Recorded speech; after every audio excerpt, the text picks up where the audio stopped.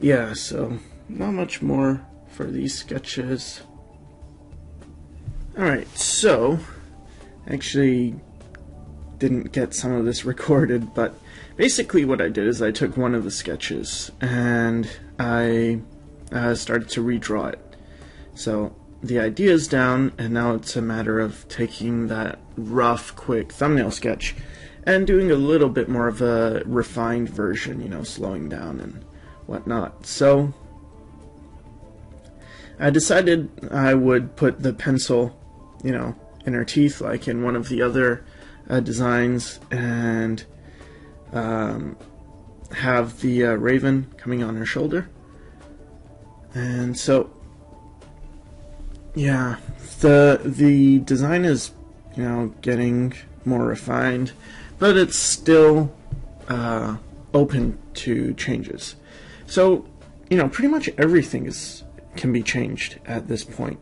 So I thought I'd have some feathers floating in the background as well. And when I did the feathers, what I did first is I did a line to kind of show where they would be following, as if they're following like one curve.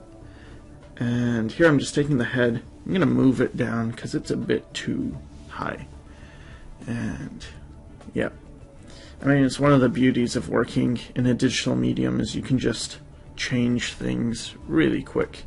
And so you should, you know, because it's so easy, you shouldn't really allow yourself to have areas that you're unsatisfied with. You know, working in traditional, I might have had to just, you know, erase the whole head and redraw it, and that's fine too. But in digital, there's really no excuses to making changes. So I'm focusing on things like the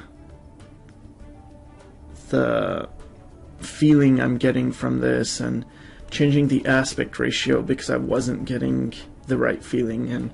And also I wanted it to be more of a wide aspect, and this will let me you know, do things like show more of the raven's wing.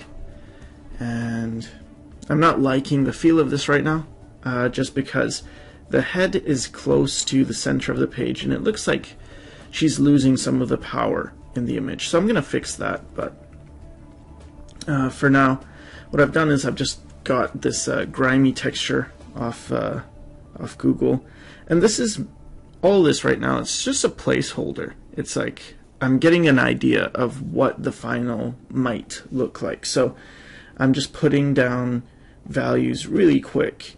And the good thing with doing things this way is, first of all, nothing's set in stone. So for instance, the values are on their own layer. I could turn them on and off, and I'm adjusting with color balance to throw in some color.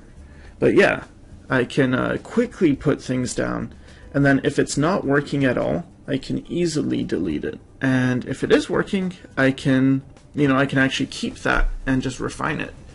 So I like working this way where, you know, things are just built up. And I added some dark behind her because I figured I'd need some rim light, or I wanted some rim light. So having dark is gonna help the light area pop. So that's why I added that dark. You never want it so you're using like a white background, and then if you have rim light, well, it's not gonna pop because there's nothing darker, right? Like you're using white. So yeah, you got to make sure you have good contrast between your lights and the darks. So you need dark so the lights will show, and you need light so the darks will show. And what I did with the hair, I'm not sure.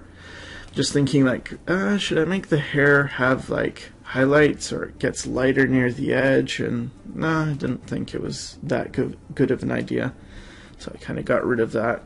And I'm adjusting levels, and I'm doing all those adjustments on their own adjustment layer. So that means I can change it. I could turn it on and off or reduce the opacity. And yeah, I threw in some color in the background. This is kind of now pretty much where I want to go. You know, the colors are there, the values need work, but you know, in general, this is my idea of where I'm heading, and then it's just a case of, you know, sending it off and getting approval, whether this is the right direction or not.